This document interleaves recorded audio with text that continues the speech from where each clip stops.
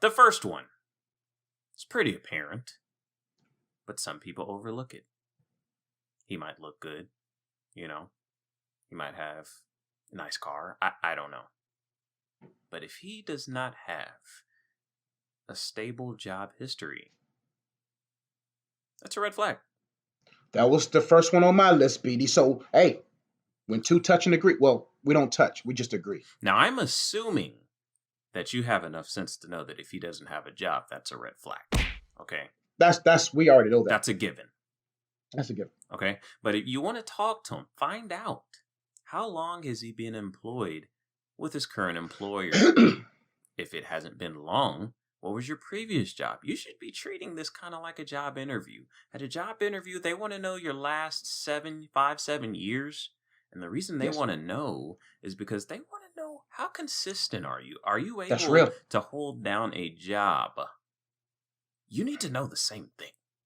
Find out how long he was at his previous job. If it was only 2 or 3 months, how about the job before that? If it was another 2 or 3 months, you need to keep it moving. Okay? If he can't hold down a consistent job, it's a red flag. There's a reason why he can't hold down a job. Maybe he has a problem with authority. Maybe he's just not very intelligent. I don't know what it is. And you don't need to find out. If he does not have a stable job history, that's a red flag. PD, that's so real.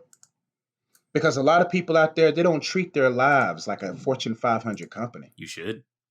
You should treat yourself like your Apple. You should treat yourself like your Google. Mm-hmm. You should treat yourself like everybody else. That's the other 498 companies, okay? Treat yourself like them. They're successful for a reason. Now, don't get me wrong. We don't know their ethics. We don't know what they do behind closed doors. We don't know what their true motives are, but we know they're a Fortune 500 company. Mm-hmm. And if you want to ensure that who you partner with in the joint venture called marriage, you got to make sure he knows how to keep a job. Because if he can't hold a job down, he ain't going to be able to hold y'all down. Mm-mm. Because next thing you know, y'all done found yourself a balance. Mm-hmm. The money's coming in. All of a sudden he comes home. Yeah, man, I slapped my boss.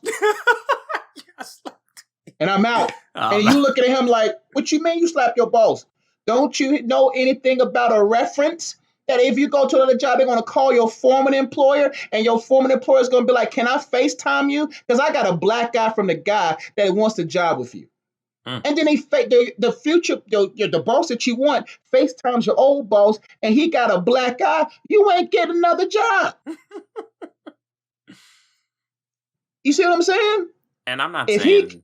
And I'm not saying it's all about, having a job. I mean, look, I'm all for, starting your own businesses, having multiple streams of income, but don't let him try to tell you and sell you a dream. Don't you let him do it. He gotta be able to convince you of a reality. If he's trying to sell you a dream, go investigate that dream to see if it's still in his head or is it tangible. And listen, every entrepreneur will tell you that there must be a job that brings in at least 70 to 80% of your income, that takes care of almost 90 to 95% of your bills, so that when your other entrepreneurial endeavors are in a low season, you still get to hold down the bills. I just can't quit my CMS job and try to live off of my book and YouTube money alone. I gotta keep that job. No matter who gets on my nerves, no matter what kid cuss me out or slap me or whatever, because you know why? That kid would be in school on Monday. You know where I will be?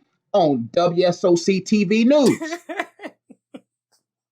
So you got to be able to think 3 moves ahead. Can this man keep a job even in the midst of pressure? Or does he always make an excuse to try to just be like, well, I'm done. Done for what? What'd he do? I'm tired of the man holding me down. I'm about to start my own thing. Start your own thing. You better go back to that man and be like, I'm sorry. Bro, listen, you gotta work for the man until you the man. There you go. Hey.